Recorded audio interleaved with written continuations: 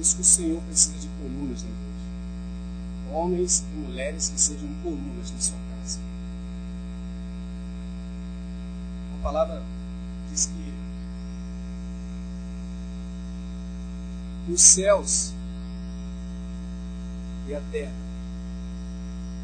são obras, é a obra da mão do Senhor. Tudo isso vai ser mudado. Céus, terra, mas o Senhor permanece. O Senhor permanece e permanecerá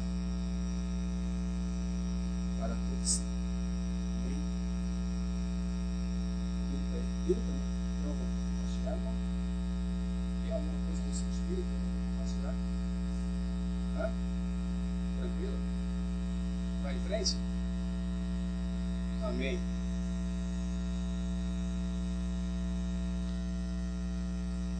Vou fazer saudação dos irmãos do período fora. E da Colômbia eu sei que os irmãos já trouxeram. Mas do Equador, das igrejas do Equador, os irmãos enviam saudações. Amém?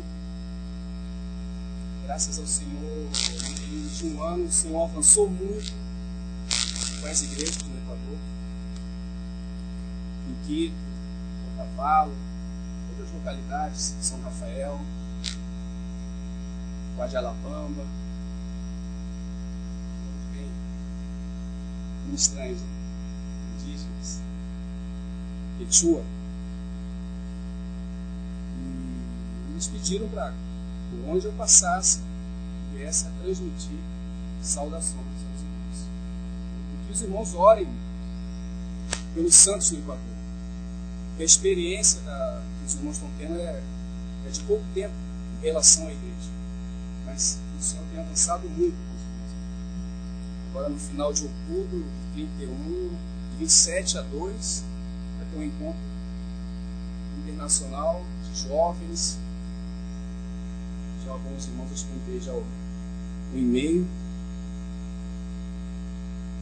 E o Senhor possa avançar com os irmãos aqui. Amém?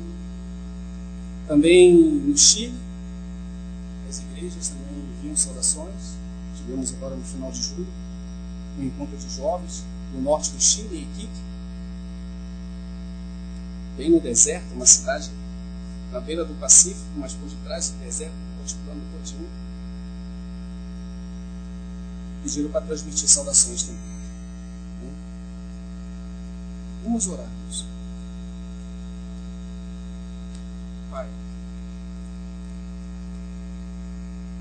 queremos nos colocar diante de Ti, reconhecer que Tu és tudo,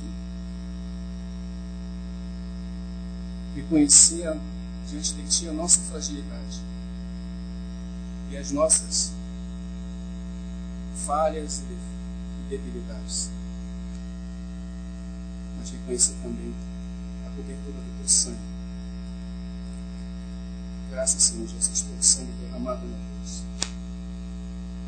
Que nos cobre, nos limpa e nos libera. Nos libera. Graças porque Tu venceu a morte. Graças porque Tu se levantou da tumba. Graças porque Tu ascendeu os céus e assentou-se no Seu trono. Soberano, porque nada foge ao controle das Tuas mãos. Graças porque Tu enviaste Teu Santo Espírito e que agora faz habitação dentro de nós. Por isso, Espírito Santo de Deus, ajuda-nos a tocar na palavra, na Tua palavra. Ajuda-nos, porque a Tua palavra diz, Senhor, que o Espírito nos ensinaria em toda a verdade. E verdadeiramente, para onde iremos nós? E só Teu Senhor tem palavras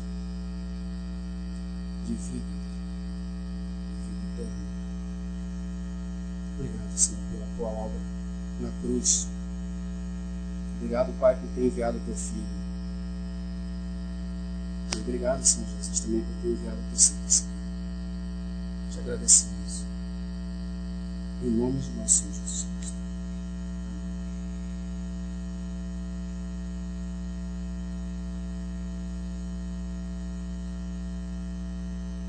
A jornada cristã,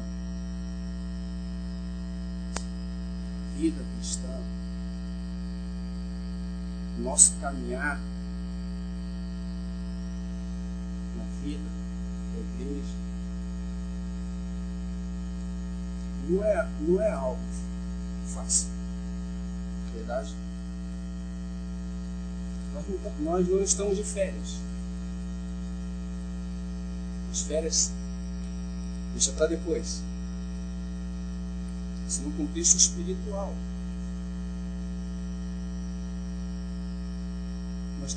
Nós estamos em época de guerra. Nós estamos em época de grandes combates. Inclusive, a nossa própria luta não é contra carne e sangue. A nossa luta é contra potestades, hostes, espíritos da maldade nos lugares celestiais. A vida cristã não é você ir na beira de uma praia, se você pensa que é isso, está enganado. E ali estender uma rede, ficar balançando ali ao som do vento, tomando uma água de coco, descansando. Devemos aprender sim a descansar no Senhor. Amém? Mas devemos ter consciência que estamos numa guerra. Se nós assumirmos uma posição de ociosidade na casa do Senhor, na igreja, teremos consequências. Se cruzarmos nossos braços e deixarmos que outros façam aquilo que também é para que nós façamos, teremos consequências. Haverá disciplina. Porque o pai é um pai. Amém? E se o filho não está bem, o pai vai ter que disciplinar o filho. Para o nosso bem. Amém? Oxalá que sejamos disciplinados aqui. Enquanto há tempo. Porque depois vai ficar complicado. Não tem mais retorno. Por que quando eu falo da ociosidade traz prejuízo em tempos de guerra? Quando Davi estava no palácio, diz a palavra que era tempos de guerra. Os reis estavam em guerra. Mas Davi estava no palácio, em Jerusalém. Davi era um homem de guerra. Davi não era para estar no palácio. A própria palavra enfatiza isso, que era tempos de guerra. Os reis estavam em guerra. E que Davi, então, deveria estar também na guerra. E ele enviou Joabe e os seus para a guerra. E ele ficou o quê? Ficou no palácio sozinho. E diz a palavra que depois que ele tirou uma cesta de tarde, descansou um pouco, ociosidade, então, tem o que fazer, que não seja contrário à cesta. Seja contrário a você tirar uma madorna depois do almoço. É bom. Mas naquele contexto ali, então Davi se levanta e vai andar pelo pátio do palácio,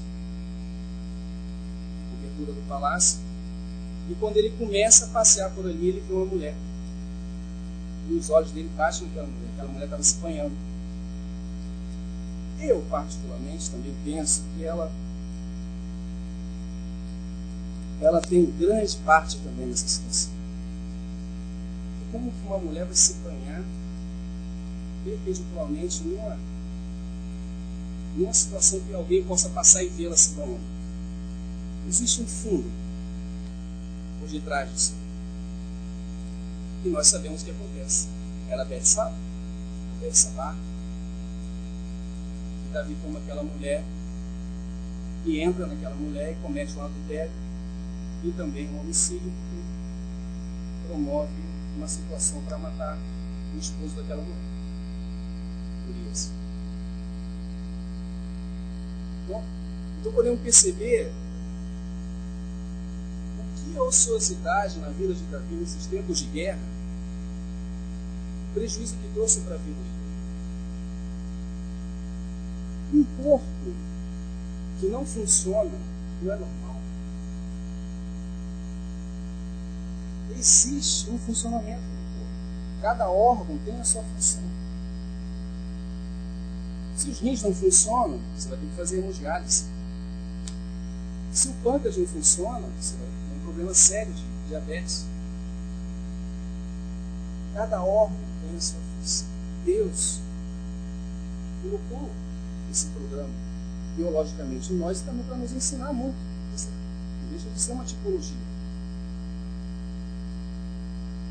Só há crescimento na igreja se todos os membros funcionam. Se não houver funcionamento dos membros, se ficarmos acomodados, não haverá crescimento, não haverá edificação. Podemos ver no livro de Esdras, quando o templo é levantado, da participação de todos na construção da casa, também nos muros de Neemias. Quando há um chamamento, vêm todos também para trabalhar em edificação dos muros, cada um dentro da sua função, essa palavra, cada um com as suas ferramentas numa mão, a espada presa à cintura, nos dando a entender claramente da necessidade de termos conhecimento da palavra de Deus, porque a soma da palavra de Deus, a soma da sua palavra, a soma, Salmo 119, versículo 160, parte A, é a verdade. Ele não diz que a soma da palavra é verdade. Fala que a soma da palavra é a verdade. O que é a verdade? Cristo. Dentro desse trabalho de edificação, de guerra, se nós não tivermos isso aqui, também poderemos cometer graves erros. Verdade? Você não pode ficar preso só num tema da palavra. A vida cristã, você não pode ficar preso a uma doutrina específica da palavra. É toda a soma da palavra de Deus que vai nos ajudar.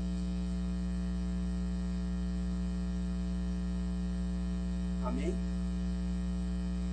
Meu povo está sendo destruído porque ele falta o conhecimento do quê?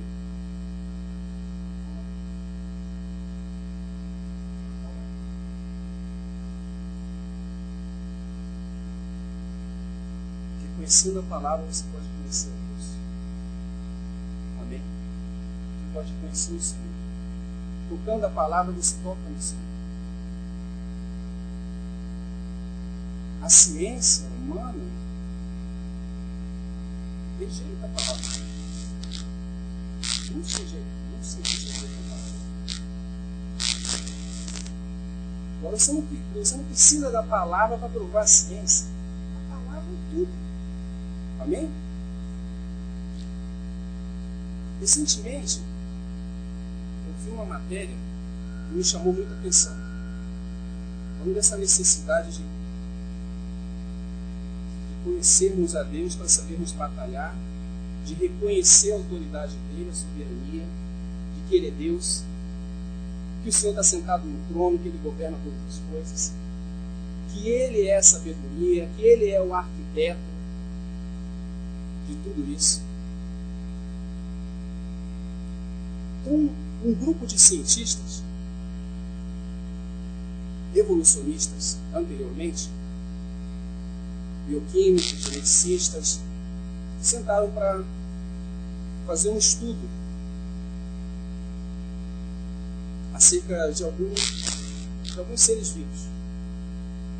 E eles separaram um específico para estudar. Uma bactéria. Olha, o que é uma bactéria? Uma bactéria, os nossos olhos parecem que não é nada. Você é microscópio.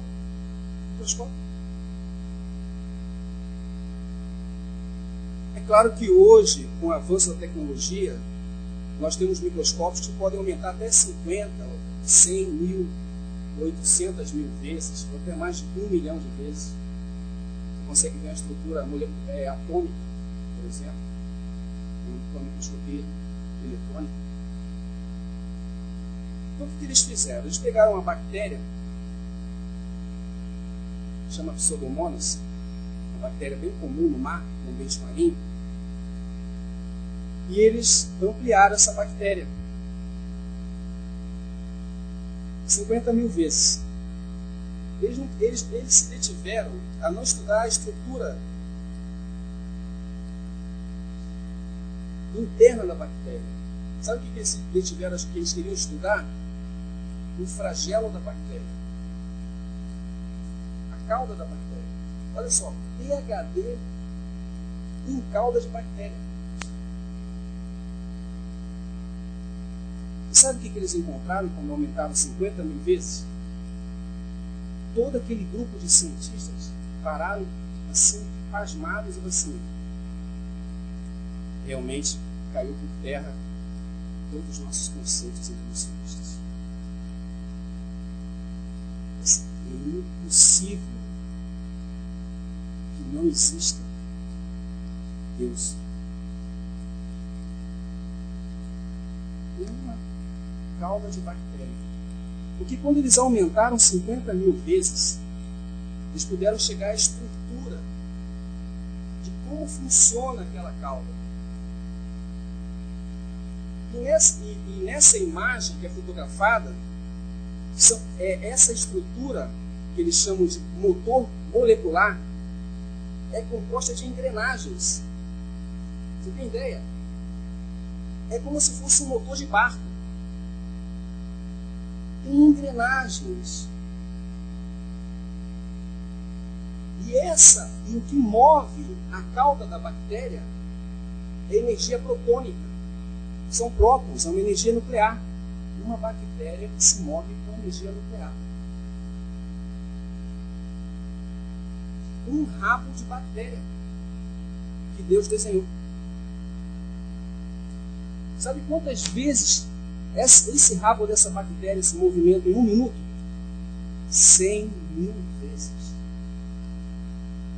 Por minuto. Mas o homem pode... mas uma turbina de avião, pelo amor de Deus, não se move mais do que isso. Mas é um rabo de bactéria.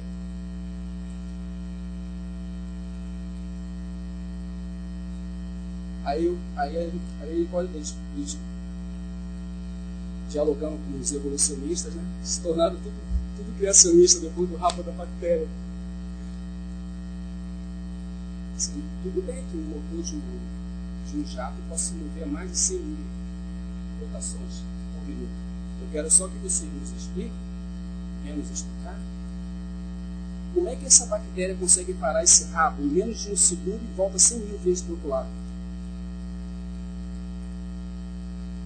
Eu quero saber qual é o motor, queremos saber qual é o motor na face da Terra que consegue dar uma parada depois de 100 mil rotações por minuto, em menos de 1 segundo e voltar para o outro lado. A engrenagem está tudo contelado, estoura tudo.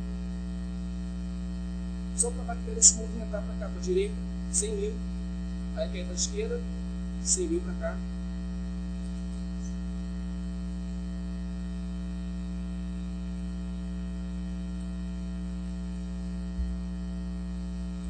Esse é o Senhor, Deus.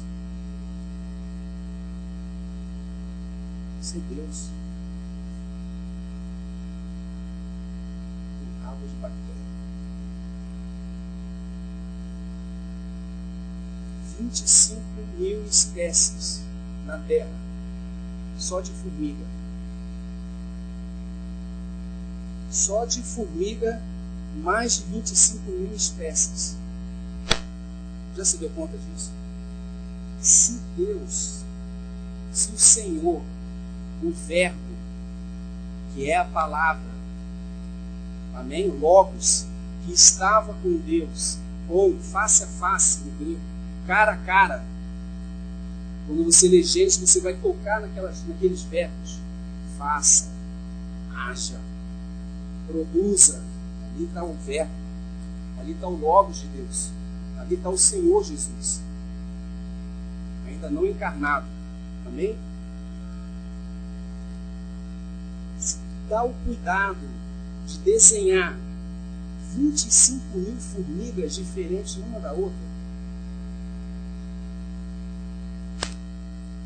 particularmente, não tenho nem ideia, no contexto espiritual, do que não há e do que os nossos olhos não vão contemplar da criação do Senhor. Amém? Com esse conhecimento da obra, da criação, como Criador, como nosso Salvador, de poder tocar na palavra, reconhecer a autoridade e a soberania do Senhor e nos prostrarmos e nos rendermos a Ele. Porque todo joelho, diz a palavra, todos os joelhos, tanto nos céus quanto na terra e debaixo da terra, onde se dobrar diante dele. E toda língua há de confessar que Jesus Cristo é o Senhor. E nada pode mudar isso. Ele é o Senhor. As potestades, os principados, os anjos caídos vão ter que se dobrar. E vão ter que abrir a boca, nem que seja, mas vão ter que confessar que Jesus Cristo é o Senhor. Nós confessamos agora e confessaremos por toda sempre, com gozo e alegria em nosso coração, que Jesus Cristo é o Senhor e governa todas as coisas, e que as nossas vidas estão nas mãos do Senhor. Um grão de areia escapa entre os nossos dedos, mas as nossas vidas não escapam das mãos do Senhor. E que somos nós? Nada. Mas Ele tem cuidado de nós. Tem nos amparado com muita paciência e amor. E nos deu o Espírito Santo para podermos seguir a nossa jornada aqui na terra. Irmãos, graças a Deus pelo Espírito Santo, Ele vai nos ajudar a guerrear nessa grande batalha. E tem nos ajudado, amém? O Espírito Santo é Deus. Ele é Deus. E nós estamos vivendo a obra do Espírito Santo agora na terra. 2000 anos de trabalho do Espírito Santo. E o Senhor desceu às partes mais profundas, foi ao cativeiro, levou cativo ao cativeiro, subiu aos céus, entronizou-se e enviou o Santo Espírito para dar dons aos homens, para que possamos funcionar na casa dele, na sua casa, que é a igreja. Amém? E deu uns como apóstolos, outros como profetas, evangelistas, pastores e mestres, tendo em vista a capacitação, esse ministério para capacitar os santos. Foi colocado na igreja para capacitar os santos, para equipar os santos para essa guerra, para que eles também possam fazer e realizar a obra do seu próprio ministério, na casa de Deus, na igreja, que é o seu corpo. que possam ter também profetas, que se levantem evangelistas e pastores e mestres na cidade do Rio de Janeiro, e em toda a parte da terra, para que a casa seja levantada, para que o tabernáculo de Davi seja edificado. Amém? Então, graças a Deus pelo Espírito Santo. E Jacó, quando estava ali, teve aquele sonho da escada. Vocês lembram dessa passagem? Ele viu uma escada. Ele viu alguém lá em cima na escada, não viu? Não tinha?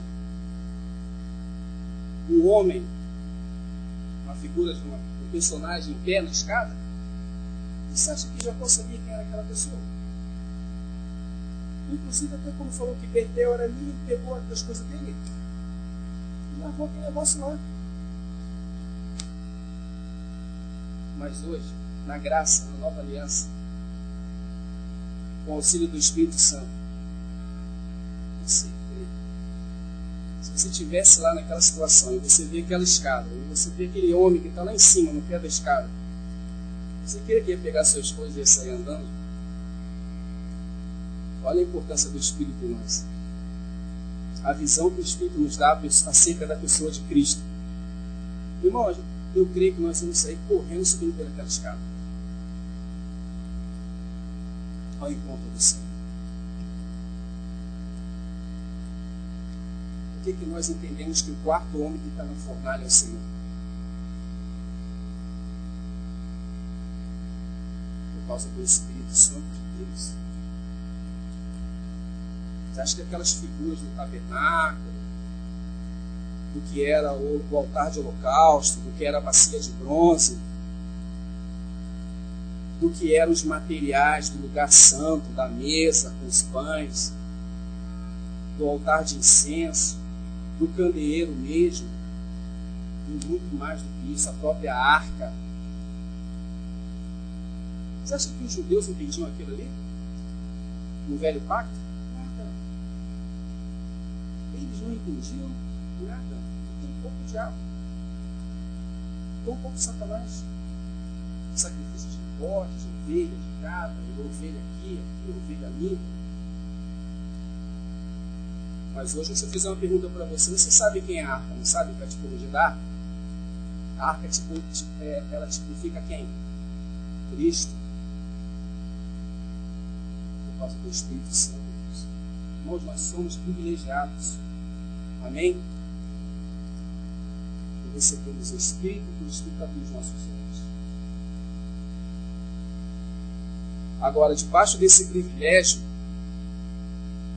que recebemos, existe uma responsabilidade. Somos ou não somos responsáveis?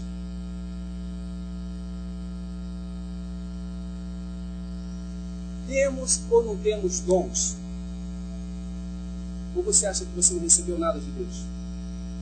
Impossível. Então você não recebeu o Espírito. Se você recebeu o Espírito, você recebeu o dom de Deus. Amém?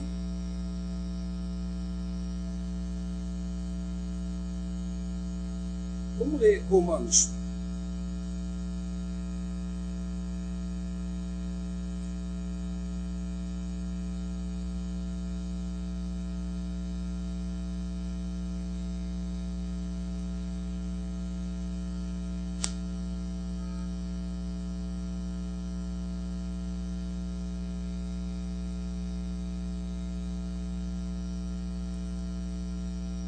Romanos 12, versículo 4.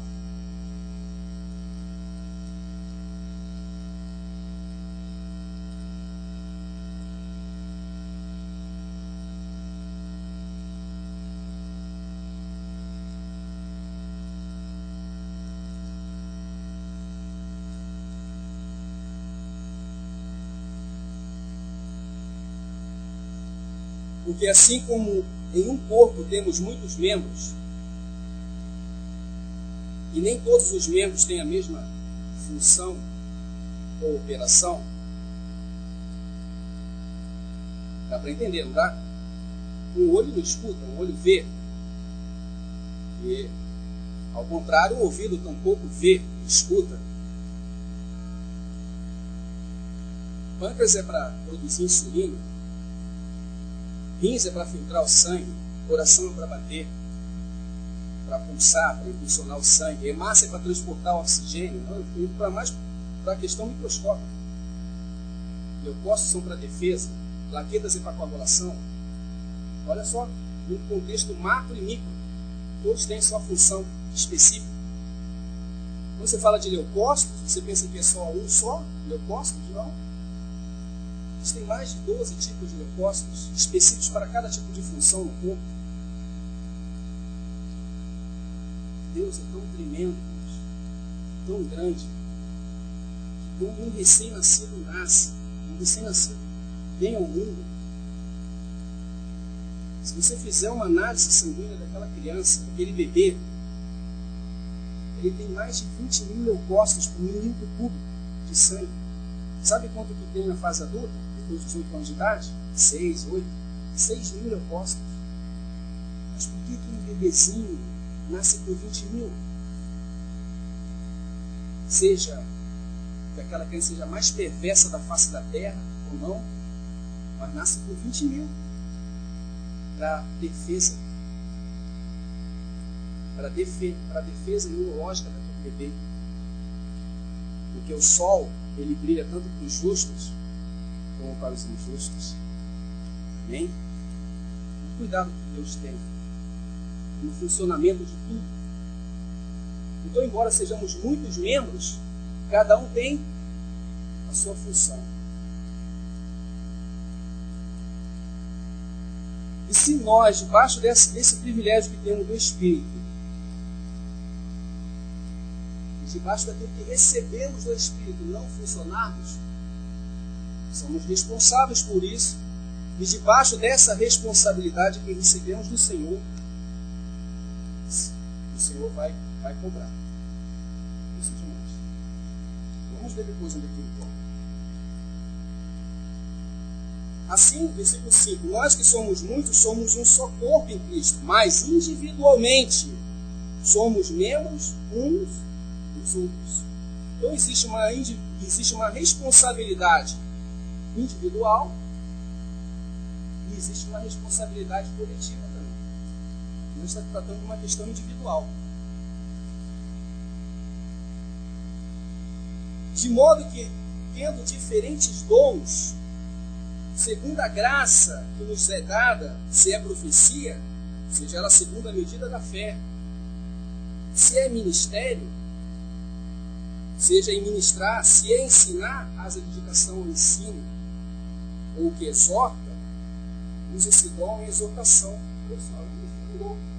Exortar é um dom. Tem irmãos que foram colocados no corpo para exortar. Não confunda exortação com a demonstração. A demonstração é para desordeiro, para quem está em desordem na casa de Deus. Isso deve ser admoestado, os que estão em desordem. Na casa de Deus tem disciplina. Isso não funciona de qualquer maneira. A igreja é um organismo vivo. A igreja, ela não é uma organização, mas ela tem ordem. Ela é organizada. Não é uma bagunça, como diz o irmão Lê. Eu gosto da expressão bagunça. Isso não é uma bagunça. A igreja não é uma bagunça. A igreja tem que ter ordem, disciplina. Então as coisas não vão, irmãos.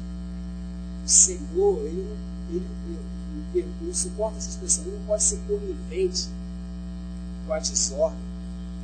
Ele não pode colocar as mãos dele em algo que está desorganizado, que está fora de ordem. Verdade? Acha que o Senhor põe as mãos dele assim de qualquer maneira, como nós colocamos as nossas mãos? Ah, nós sim. Nós gostamos de colocar as nossas mãos em tudo.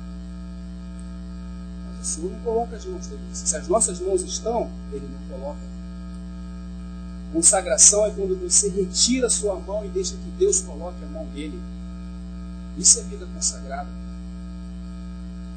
Porque até mesmo para Laodiceia, ele não entrou, ele não arrebentou aquela porta. Ele apenas falou: eis que eu estou à porta e bato. Está falando para Laodiceia. Aquela igreja que estava reprovada até aqui no fio do cabelo. Mas mesmo assim ele continua insistindo, amando aquela igreja. Eis que eu estou à porta e bato. Se alguém ouvir a minha voz, olha, por quê? O que tem a ver com voz? Uma coisa? Uma voz? Se alguém ouvir a minha voz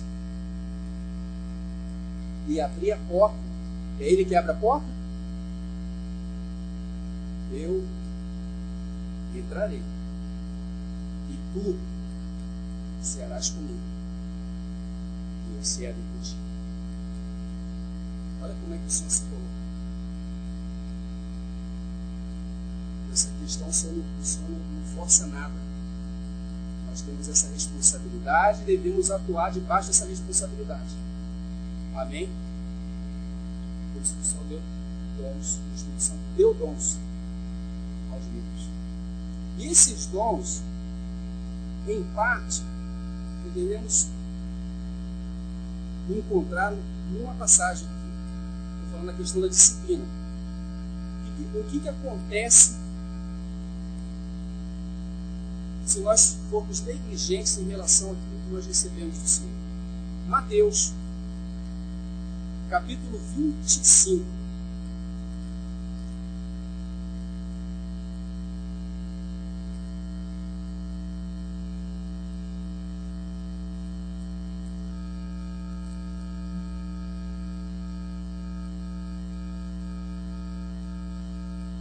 Amém?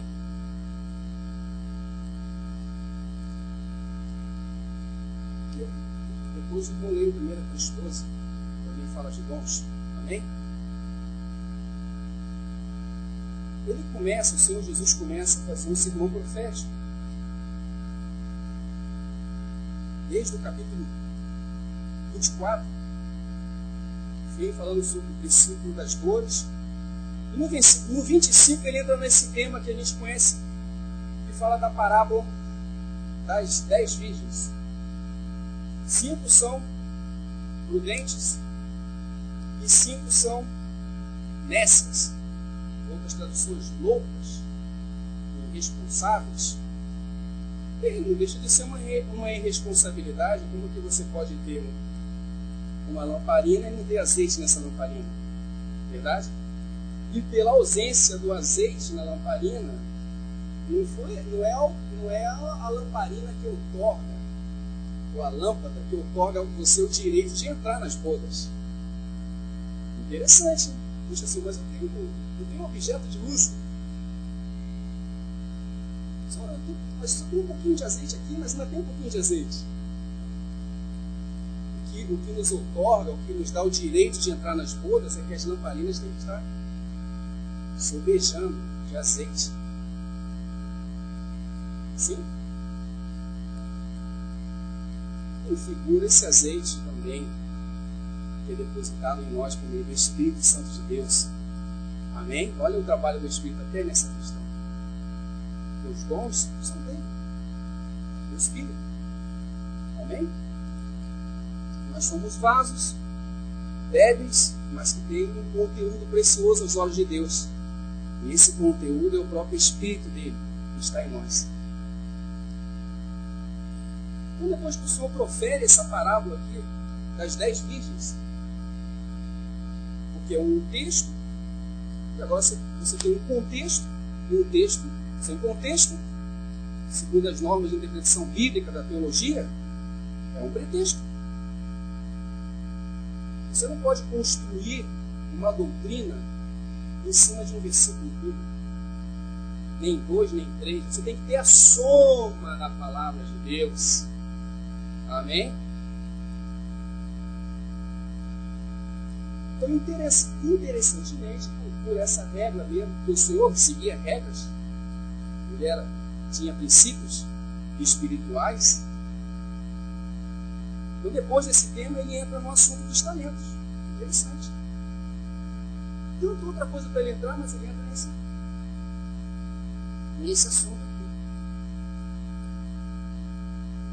quando ele fala das bem-aventuranças no Sermão do Monte, tanta coisa para ele falar. Ele poderia ter tocado em tantos assuntos. Qual é o primeiro assunto que ele vai tocar? Relacionamento de irmãos. Não adianta nada você falar aquelas bem-aventuranças de Jó, conhecer todo aquele princípio de bem-aventuranças, de coração, mas se você não se relaciona com o seu irmão, ele trata primeiro de relacionamento. Se você tem alguma coisa contra o teu irmão, a primeira coisa que ele vai tratar, quando ele fala de jejum, de oração, poderia deixar todo esse tema, mas primeiro esse aqui. Você não pode colocar a tua oferta no altar. Vai lá e reconcilia-te depressa. Depressa, rápido, porque o negócio vai ficar ruim para você. Se você não se reconciliar rápido e baixar a terra com aquela pendência. Chama ele de louco? Ignorou. Raca. Olha como que esse assunto na igreja também é importantíssimo, de relacionamento de irmãos, de comunhão. Esse negócio de irmão está com o nariz dobrado, quebrado, com o outro, aquele irmão ali não está assim, cuidado. Isso não vai conseguir ir para lugar nenhum desse jeito. Reconcilia-te depressa com teu irmão, rápido, antes que você seja entregue aos meirinhos, e os meirinhos te põem na prisão, e você não vai sair dali enquanto não pagar o último cento. Disciplina, trevas exteriores. E aqui, a mesma sorte, o Senhor trata esse assunto que entra com talentos. Fala de 5 virgens que são prudentes e 5 que são imprudentes. E entra na questão dos talentos. E ele fala aqui, por isso, porque, versículo 14, porque isto é também como o homem, partindo para fora da terra, chamou os seus servos e entregou-lhes os seus bens. E a um deu 5 talentos, e a outro 2, e a outro 1, a cada um segundo a sua, como diz Lang, você não pode, Deus não pode colocar um lago dentro de um balde, não tem que ter poder para isso, não vai colocar, não pode. O Senhor não vai nos dar nada além da nossa própria, possa passar a nossa capacidade. Verdade? Ele conhece a nossa capacidade. E Ele sabe a medida dessa capacidade, o quanto Ele deve dar. E não tem que existir na igreja questão de porfia, emulação, ou ciúme, obra da carne. Por que aquele irmão tem 5 talentos e eu tenho só 1? Por que ele tem 3 nem 2? Eu queria tanto falar. Irmãos, não pensem que é fácil falar mal, irmãos. Não pensem que é fácil vir aqui e colocar a boca aqui no microfone e falar para a igreja, não. As entranhas sempre se contorcendo. Porque nós sabemos muito bem do duro juízo que receberemos.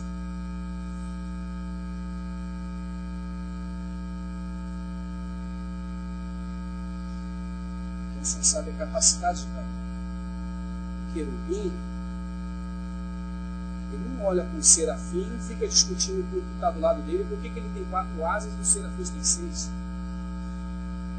Não existe isso. Deus estabelece princípios, escolhe e coloca conforme Ele quer. Amém? Você vai encontrar na história da igreja um homem como o apóstolo Paulo.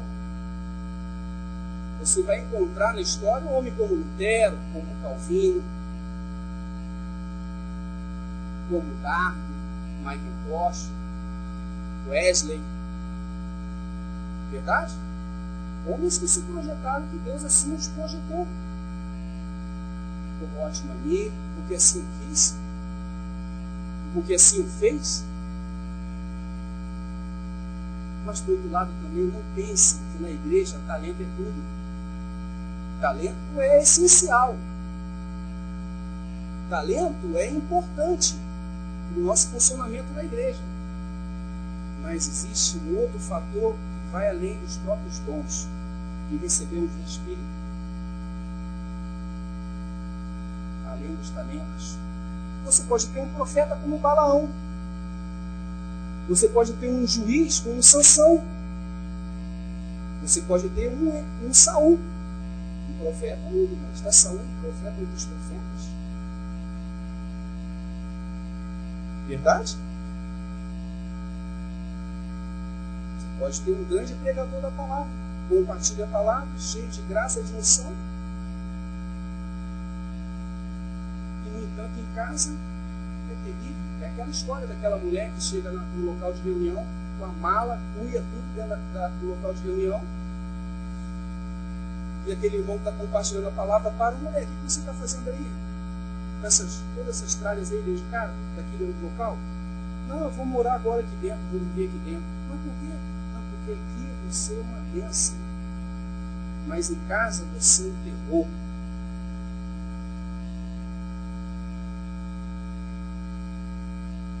É bom? Né? Bom. Mas entra na carne com uma facilidade terrível.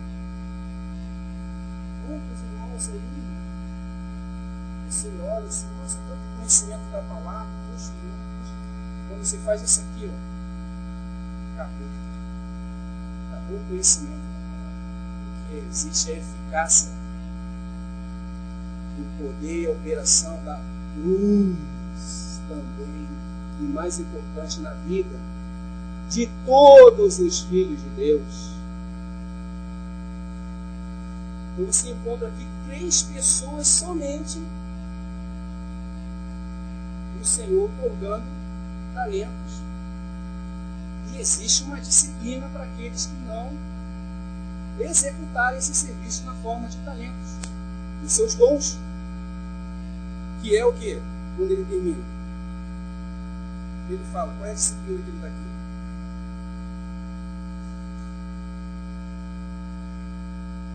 Versículo 28. Tirai, pois, o talento e dai ao que tem os 10 talentos.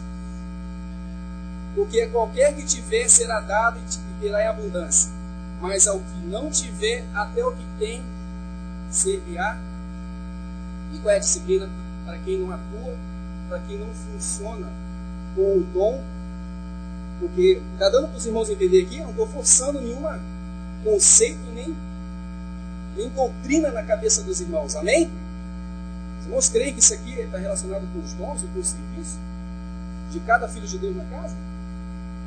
Então, se nós não funcionarmos corretamente e adequadamente da maneira que o Senhor nos colocou em sua casa, queremos estar com os nossos braços cruzados e seguir a nossa própria vida, cuidando dos nossos próprios interesses, deixa para outro. Faça. Porque é dons que é exortação. O Senhor te colocou para exortar e você não exorta. Tem outro que foi dado para repartir e você não reparte. Mas no nosso conceito, nós pensamos que são as coisas mais elevadas que o Senhor deve nos colocar, e às vezes erradamente pensamos que aos nossos olhos isso é o mais elevado, mas para os olhos de Deus não é, porque o Senhor não faz acepção. Amém? Deus não faz acepção. Não é o mais elevado, não é o sobrenatural que vai nos otorgar alguma coisa. Não é porque sente um arrepio, é porque sentiu. No princípio até pode sentir alguma coisa, mas o Senhor vai tirar isso tudo de você. Mas se você quiser continuar seguindo esse caminho sem a palavra, vai se machucar. Verdade? Elias pensou que naquele momento do Carmelo, para ele era uma maravilha. Caiu fogo do céu, sobrenatural. Limpou o altar, as pedras foram consumidas e ficou cheio. Mas levantou uma mulher, o que Elias fez? Fugiu. Agora você tem que colocar ele na orelha. Agora tem que entrar num lugar que é só pedra, não tem nada. Seco. Horebe é lugar seco. Carmelo é lugar florido. Aí ele vê o contraste. Olha o serviço. Eu trabalho no Carmelo, mas eu também trabalho no lugar seco. Eu sou Deus de lugar florido, mas eu também sou Deus de lugar seco. Então não são esse terremoto que o sol não aparece, não é o fogo que lambe as pedras, nem o vento. É a voz mansa e delicada que está o Senhor.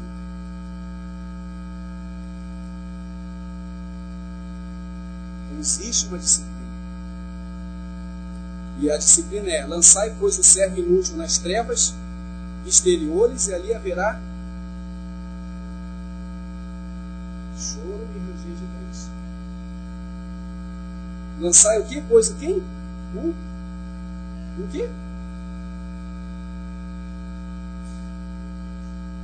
Inútil. Então, o não funcionamento adequado no corpo de Cristo vai nos dar uma disciplina. O Senhor tenha misericórdia de nós. Amém? É disciplina aqui.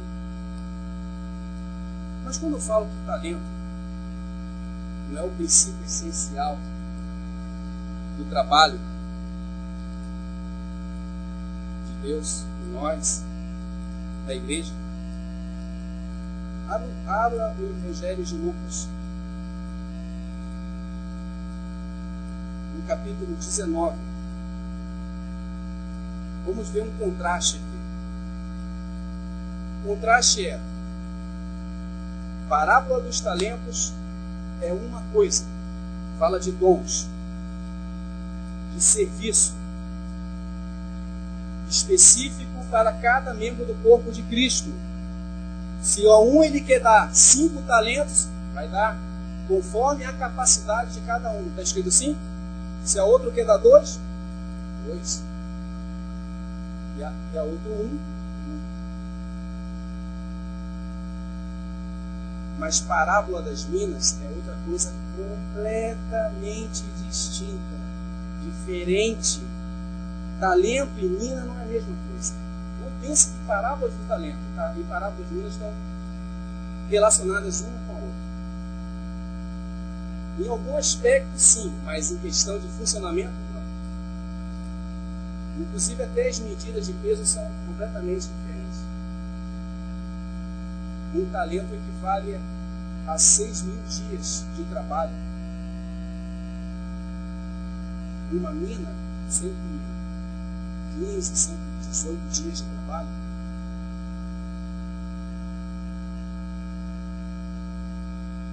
Ah, sim. E justamente ele fala de minas depois que ele passa por aquela sequência do Zaqueu. Quando ele entra na casa de Zaqueu, o que Zaqueu faz? Se arrepende e diz que vai dar, se ele defraudou alguém, quadricadamente restituirá. Está falando, agora o Senhor vai entrar num contexto de serviço prático e essencial dos membros do corpo de Cristo. Foram 33 anos e meio de vida do Senhor Jesus na terra. Amém? 30 anos de vida não pública. E 3 anos e meio de vida pública. Você acha, você crê, como os gnósticos criam e escreveram aqueles livros apócrifos da infância do Senhor Jesus, que quando o Senhor Jesus estava brincando com os amiguinhos deles ali, e fez umas pombinhas de barro, e fez assim, ó, e as pombinhas saíram voando.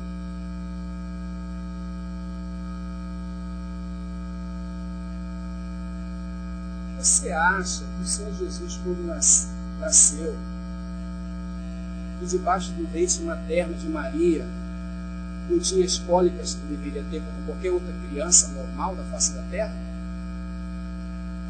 Você crê que Jesus não sentia dor? Você acha que Jesus não sentia cansaço? Que ele não suava? Você já tentou dormir num barco debaixo de uma tempestade? Se alguém aqui já andou de barco, eu já peguei uma vez uma tempestade em alto mar. Terrível. Eu não fui pequena, comparado com as outras que existem, eu tremi. E cadê? Quem é que dorme numa situação dessa? Você dormiu.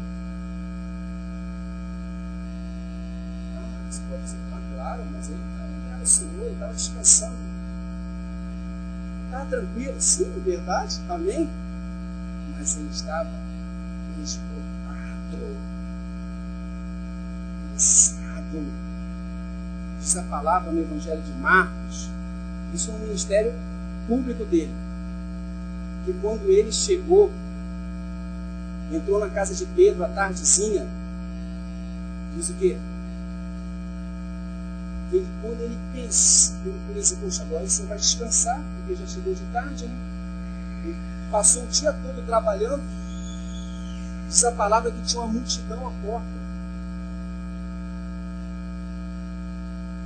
E ele saiu, curou a todos, porque o Evangelho de Marcos fala de serviço, de boi, de servo.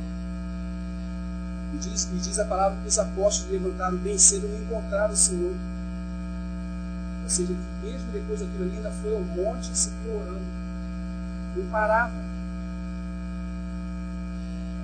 E foram até eles, mestre, muitos te buscam, e para isso eu fui chamado. E nós, às vezes, qualquer coisa, cansado. Essa natureza humana, sem pecado, Cristo teve. Amém?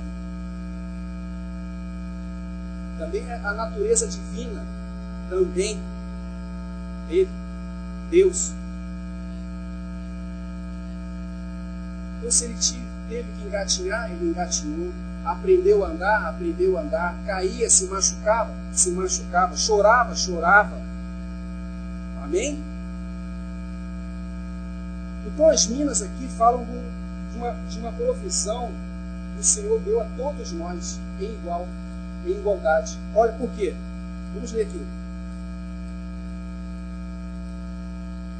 E ouvindo ele essas coisas, ele prosseguiu e contou uma parábola porquanto estava perto de Jerusalém. E cuidavam que logo se haviam de manifestar o reino de Deus. Disse, pois, certo homem nobre partiu por uma terra remota a fim de tomar para si um reino e voltar depois. E chamando o quê? 10 servos seus. Deu-lhe o quê?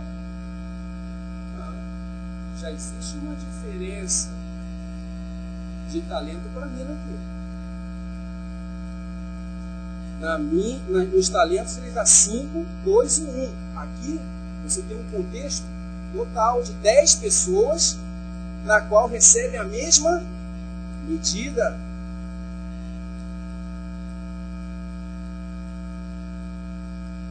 As minas falam que é comum, irmãos. Tiago.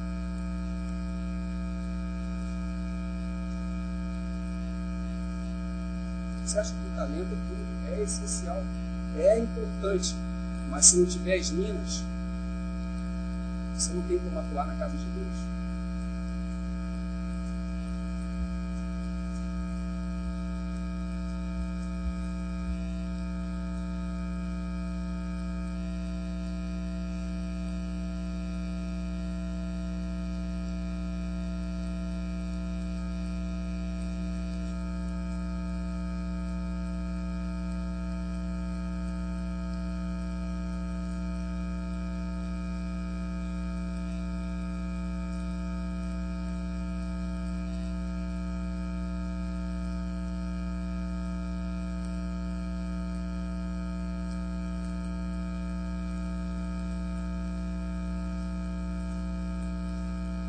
Versículo 14, capítulo 2.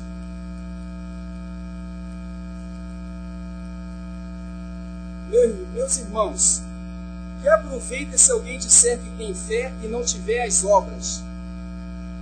Porventura a fé pode salvá-lo? E se o irmão ou a irmã estiverem nus e tiverem falta de mantimento cotidiano, e algum de vós disser, ide em paz, aquentai-vos e fartai-vos, e lhes são derdes, e não derdes as coisas necessárias para o corpo, que proveito virá daí? Sabe o que é isso aqui? Dissemina.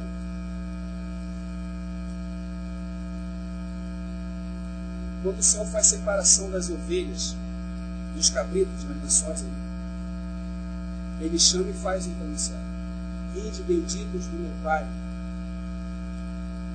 e tomai por herança o reino que está preparado antes da fundação dos mundos.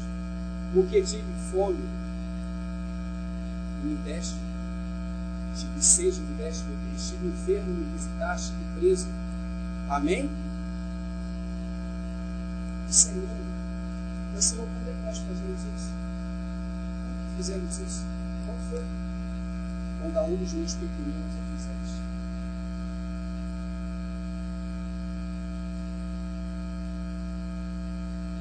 O Senhor nos capacita a fazer isso. Amém?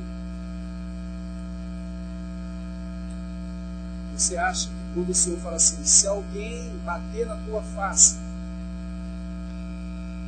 você deve dar o quê? Você acha que o Senhor, na sua vida comum de Minas,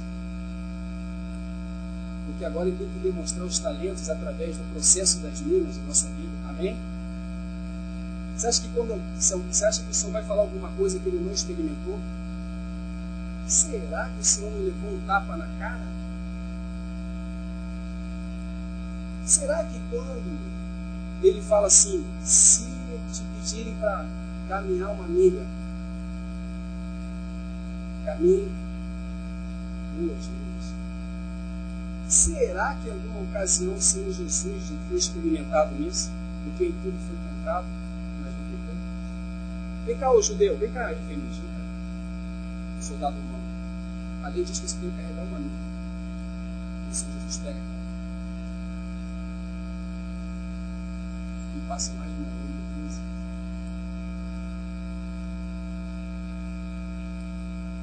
Você acha que ele, como carpinteiro, ele tomou o ofício de José, quando ele ia fazer uma mesa, uma cadeira, e se ele pregasse um prego de qualquer maneira, ele pregaria de qualquer maneira, se aquele prego cortasse assim, pegava uma cerazinha assim, escondia aquele prego curtinho, pegava o móvel daquele jeito, e tirava aquele prego todo, pegava de novo. E ele está trabalhando, mas vamos só imaginando, só fazendo uma população.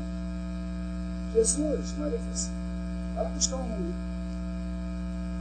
balde de água para mim lá do poço. Ah, mãe, fala para Judas, fala para Tiago, eles que façam alguma coisa aí, eu estou trabalhando aqui, já tenho toda a carga da casa nos meus ombros, ainda tenho que ficar carregando um balde de água. Eles que façam. Você acha que se acontecesse isso, o senhor faria isso? Eu me deixaria ali e humildemente ia fazer aquele trabalho. Isso é mina. É mina. Amém? Se você der um copo de água para alguém, um profeta, você recebe galardão de quê? Um copo de água. Agora você vai dizer, nossa, eu não pude dar um copo de água. Alguém aqui está desabilitado a dar um copo de água para alguém? É impossível que outra pessoa não consiga fazer isso? Isso é uma coisa simples e comum, mas que o Senhor fez, cumpriu, e agora em nós haveremos de cumprir também.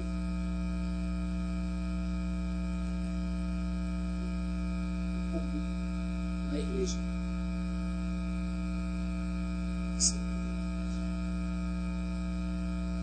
Dá um copo d'água. resultado normal. Não são só os talentos, irmãos. Os talentos são importantes, mas é que nós não temos tempo. Mas as minas são as únicas que o Senhor fala. Você foste fiel, sobre 10 cidades governarás. O Senhor não fala sobre governo no milênio para quem tem talento. O Senhor fala de disciplina para quem não exerce o seu serviço na casa com os dons que recebeu. Mas quando se trata de minas, a disciplina é a ausência de governo. O governo do Senhor na terra. Você queria que o Senhor vai governar a terra por 1000 anos? Estou falando de coisas simples. Se nós não podemos funcionar nas coisas mínimas que o Senhor nos deu para funcionar, você acha que é normal no lugar de... Aqui no Rio de Janeiro não faz frio, mas no lugar onde tem baixa temperatura de 4, 5 graus, você encontrar um irmão que vai para a reunião sem casar, você acha que isso é normal? Ou será que nunca você se deu conta? Será que isso é a diaconia? Isso compete aos diáconos? Não. Isso é algo que envolve a todos. Se você viu o seu irmão nu e passando necessidade, não, vai lá que eu vou orar por você, irmão. Você vai abrir as portas do trabalho. Ou você vai visitar aquele irmão na liberdade que você tem, abre a geladeira e a única coisa que você vê é um aquário sem peixe, só tem garrafa de água. E você vai embora por isso mesmo. E às vezes nós pensamos que temos que atuar nas coisas maiores. E é importante atuar, amém? Mas antes que o Senhor pudesse atuar em 3 anos e meio de ministério público, de poder, de unção, de autoridade, ele viveu 30 anos. Por isso que ele levanta na sinagoga e quando abre, ele assim, quem de vocês me acusa de pecado? Tá bom, Nazaré, quem é de vocês que me conheceu desde pequenininho? Porque até João Batista teve que ter uma experiência sobrenatural, porque via a humanidade do Senhor, era primo dele, e vem o primo dele andando em direção a dele, tem que descer o Espírito Santo, Senhor. Nossa, não é certo, não é só Jesus.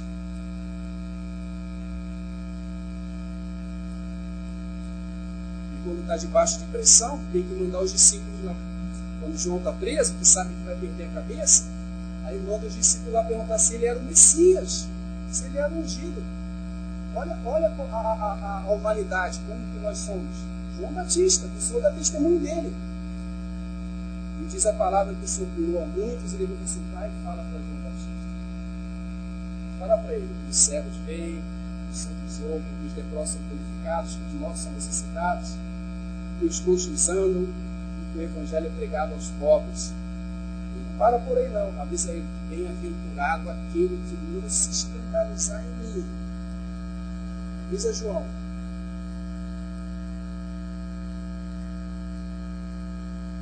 Então foram 30 anos de vida comum.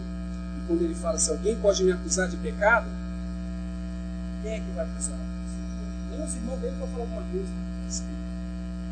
Jesus discutiu com a gente na infância dele. Você crê? Amém, irmãos? Estou fazendo só uma. Você crê que o Senhor, na humanidade dele, sendo Deus também, ele se desequilibrou alguma vez?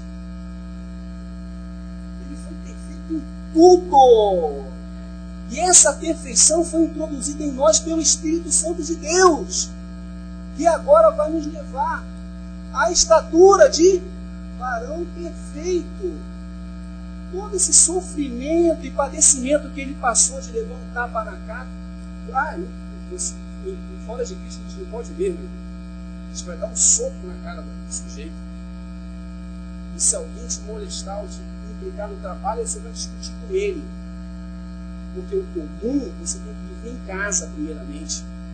Porque isso que é comum Você tem que viver no trabalho, na rua, no trânsito, quando alguém te fecha. Você que dirige aí aqui na cidade do Rio de Janeiro, é terrível. Isso aqui é terra de mau gosto, isso aqui. É terrível dirigir aqui no Rio de Janeiro. O russo que falava, meu Deus, é difícil mesmo, Celso. Tem que estar no espírito. Você entra na carne do jeito. Walter sabe lá, ó, o motorista ali. Isso é coisa que está quebradinha lá, assim, o trânsito do Rio está quebrando ele esses anos todinhos. Né, Walter? É o comum, irmãos. Então, como que nós vamos poder servir no comum? Então, toda aquela vida comum que o Senhor passou, é para que agora nós também, nele, possamos viver e poder reinar com Ele,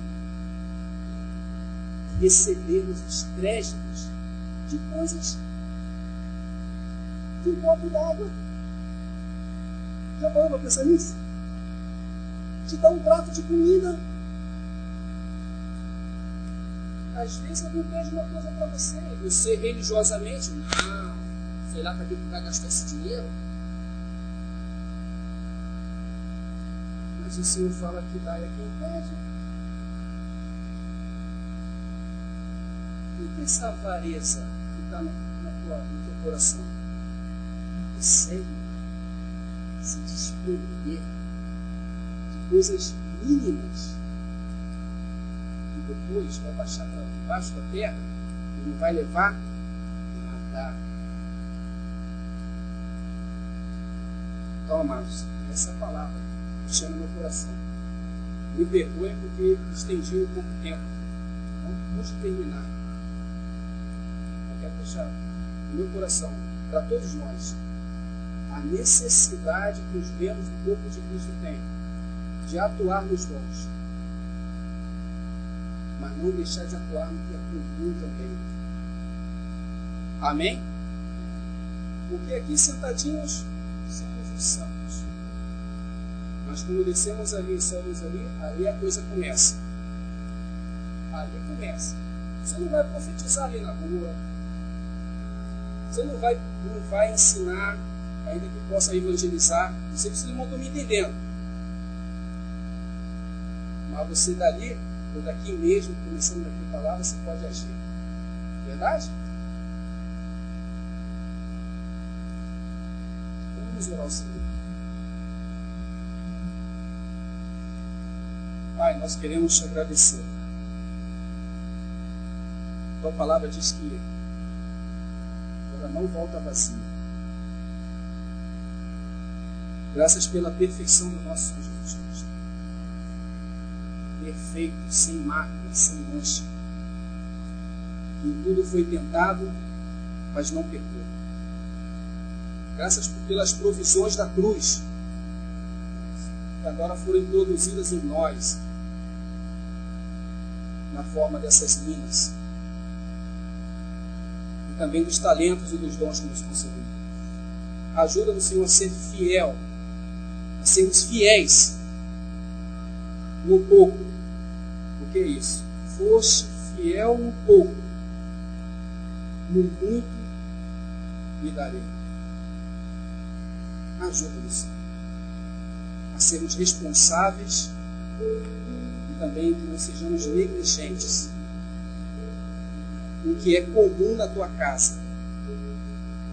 Estamos preocupados com tantas coisas elevadas e, em realidade, somos infiéis até mesmo no copo de água.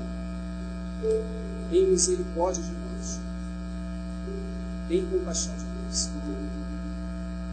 E ajuda-nos, em nome de Jesus.